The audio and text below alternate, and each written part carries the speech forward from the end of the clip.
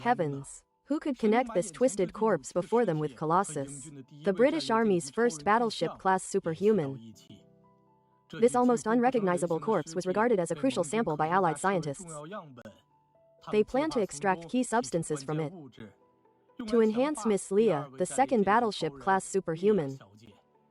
Because this giant is still unable to move. Yes, as the first experimental battleship-class superhuman whose enhancement direction was altered. Leah's enhancement path was entirely focused on the physical body. She possesses extremely proliferated muscle tissue and high-density bones, but lacks the psychic energy to support her body. This makes her unable to even walk. Compared to the term superhuman, she might now be more appropriately called an anomaly. Miss Leah was treated as a defective product, unable to move, only to be hidden away in a bone chamber, wasting away day by day. Stephanie, who spearheaded Project Battleship Class No. 2, felt deep guilt towards Leah. But just today, a man who had also infiltrated the Nazis knocked on her door. Riba Shengxi, Qi Gaishi, Sibalixi, Zuabushi, Fanny, 7. I hope you call me by my full name. Stephanie. No problem, Fanny. Thanks. The person who arrived was none other than Britain's strongest agent, 007. Unlike Stephanie, the department he had previously infiltrated was the Enhancement Division. He has a way to get this giantess moving. But before that, he needs Miss Leah's EDC to confirm the standard protocols required for enhancement.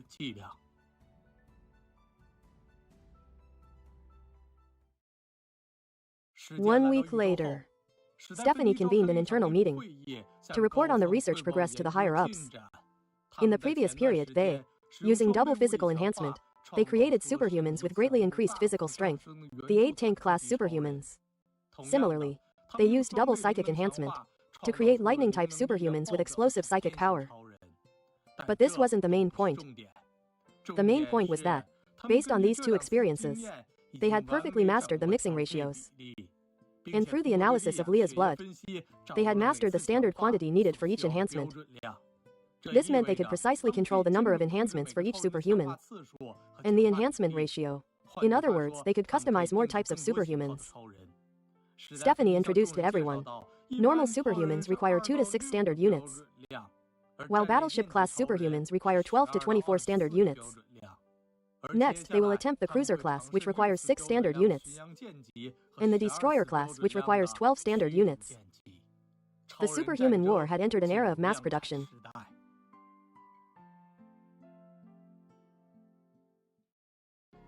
A proverb had always circulated among the French people.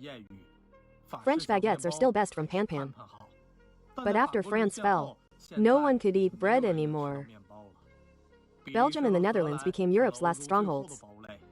The Empire first deployed lightning-type superhumans on this land battlefield on a large scale. These superhumans used psychic shockwaves as their main weapon, quickly destroying most of the Allied anti-aircraft facilities.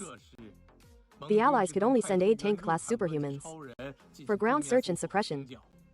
Lightning-type superhumans possessed extremely strong psychic power, but their close-quarters combat ability was clearly insufficient. Their lack of physical enhancement made them very vulnerable in terms of mobility and resistance to attacks. Once approached by 8-tank-class superhumans, they would quickly lose their advantage. If the Empire didn't have corresponding heavy units, the battle would have quickly tilted in favor of the Allies. But the truth was quite the opposite. The German army had also created their own 8-tank-class superhumans. In this battle, Allied forces ultimately suffered heavy losses. Only 2 superhumans survived. But the Allies were not completely defeated. Intelligence confirmed that the Empire's 2 battleship-class superhumans, Qi Dongcheng and Qi Delong, were stationed in Ukraine, and Qi Delong was still recovering from injuries. Allied High Command immediately decided to launch a surprise attack.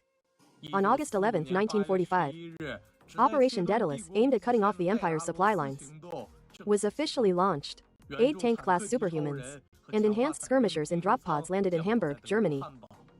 This was a vital U-boat port and the main base for lightning-type superhumans. Due to the lack of battleship-class superhuman protection, the Allied superhumans swept through unopposed. However, the German forces that appeared afterward shocked the Allies. The Empire had actually deployed its own heavy armored 8-tank-class superhumans.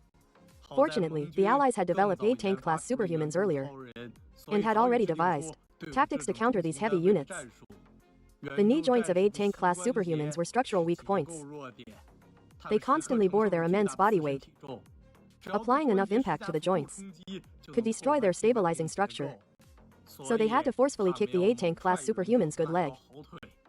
Relying on this targeted attack, the Allies ultimately captured Hamburg.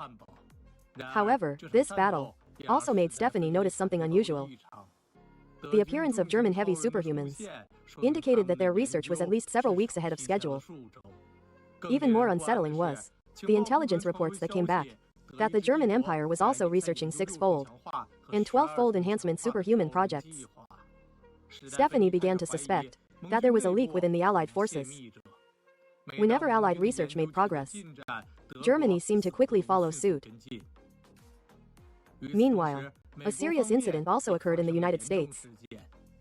After the successful test detonation of the atomic bomb, the US originally planned to deploy Little Boy against Germany. But because the Atlantic Ocean was strictly blockaded by Lightning-type superhumans, the target was changed to Japan. However, just before execution, critical components of the nuclear bomb were replaced by German spies. The device was rendered useless.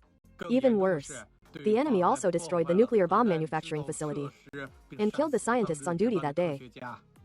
Nuclear materials leaked, causing immense public pressure.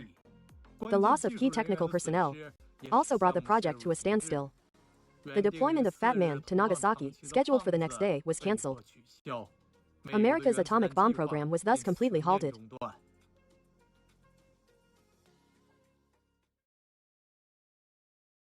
The scene returns to the British base. Stephanie was still searching for a way to restore Miss Leah's mobility. And we finally learned that Miss Leah had never actually achieved 24-fold enhancement. Theoretically, her potential could reach 24-fold. But due to an imbalance in ability distribution, she only endured 18 enhancements. Her body could no longer withstand new enhancement processes. However, Stephanie and 007 had found another possible path. They opened a massive wooden crate. What appeared before everyone's eyes was none other than the remains of the first-generation Allied battleship-class superhuman, Colossus. They planned to extract substances from this twisted corpse to perform a final round of enhancement on Leah. Doing so would mean Leah would completely lose the qualification to become a strategic-class superhuman. But at least she would have a chance to move again. Stephanie informed Turing of this plan. However, Turing warned Stephanie to be wary of 007, as he might be a double agent. But even with the risks, the experiment had to continue. Meanwhile, the Allies had begun preparations for the creation of a third strategic-class superhuman. A suitable candidate had also been found. A young man named Ryan. He possessed extremely high genetic potential, and was the younger brother of the first-generation battleship-class superhuman, Zhu Shang. This time, the Allies were preparing to subject him to a precise 12-12 enhancement of strength and psychic power, attempting to create a more stable battleship-class superhuman.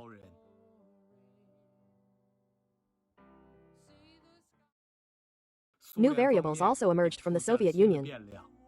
Katyusha, after leaving the military camp, had returned to Moscow. Her psychic energy reserves were astonishing.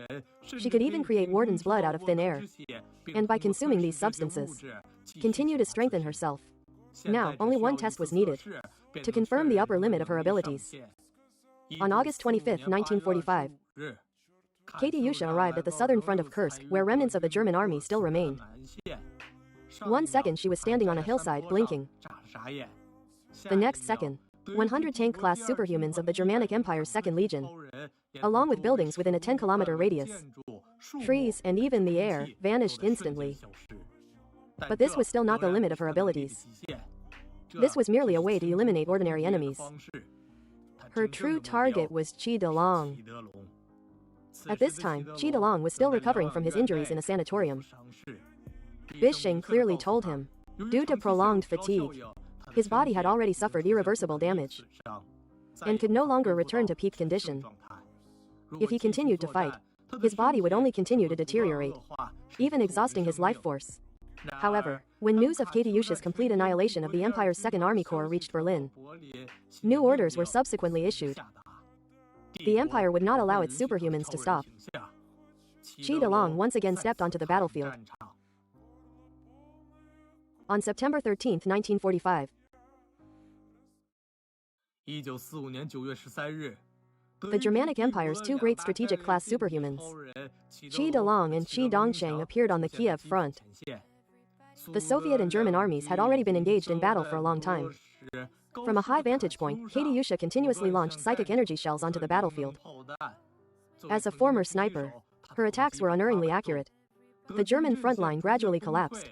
However, just then, Katyusha suddenly heard footsteps coming from the nearby forest, followed by the ground shaking. To the south, trees shattered with a crash, as Qi Delong burst out from the dense forest, charging directly at the Soviet position with irresistible force. The ultimate decisive battle between the two great strategic-class superhumans of the Soviet and German empires had begun. Qi Delong was the first to unleash his power, initiating a psychic shockwave, directly sweeping away most of the soldiers. But Katyusha deployed a psychic shield and was completely unharmed. She seized Qi Delong's 0.1 second moment of vulnerability, and with a psychic blast, sent Qi Delong flying. The repelled Qi Delong crashed heavily to the ground, his heart filled with shock. The opponent's strength clearly surpassed the conventional limits of a battleship class. Her enhancement count had likely long exceeded 24 times. Meanwhile, Katyusha looked at her fallen comrades scattered behind her. Fury surged in her heart, and fierce resolve ignited within her. She stomped her foot and, surprisingly, directly altered the terrain with her psychic power. A giant stone pillar rose from the ground, lifting Katyusha high into the air to overlook the battlefield. Qi Delong had just gotten to his feet when he was struck again by a barrage of psychic lantern shells descending from above. Facing Katyusha's overwhelming psychic power, Qi Delong unleashed his full psychic energy to counter, but was still continuously suppressed, and was eventually forced into the Dnieper River, 2.5 meters deep. Katyusha then unleashed psychic lightning, striking the river's surface. The powerful electrical charge instantly killed all creatures in the river. Qi Delong, submerged in the water, suffered a severe shock, electrocuted to the point where tears and urine mixed together. In the distance, Qi Dongsheng witnessed this scene, momentarily frozen in place. The surrounding tank-class superhumans attempted to rush towards Katyusha to support the battle, but the outcome was almost a foregone conclusion. Katyusha merely cast a glance, and psychic flames engulfed the battlefield. The tank-class superhumans were ignited one after another, turning into ashes. When the battle ended, Katyusha, having exhausted her psychic energy, fell from the stone pillar. Surviving Soviet soldiers carried her away. According to friends of the director who were present, the Dnieper River, where Qi Delong was buried, was surprisingly transformed within 2 kilometers into a solid mixture of steel and glass. And that stone pillar standing tall in the east was later named the Eastern Staff Pillar by future generations. After this battle, the Soviet Union once again injected strong confidence into the anti-fascist alliance.